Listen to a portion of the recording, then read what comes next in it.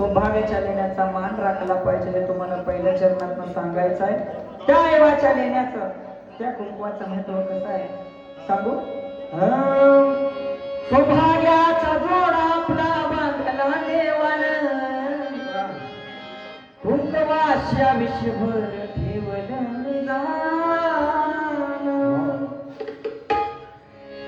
सौभाग्याचा जोडा आपला बांधला देवानं कुंकवाची आयुष्यभर ठेवलं तुमच्यासारखे पती मला मिळाले भाग्यवान चार चौघामध्ये मला मिळतो मानपान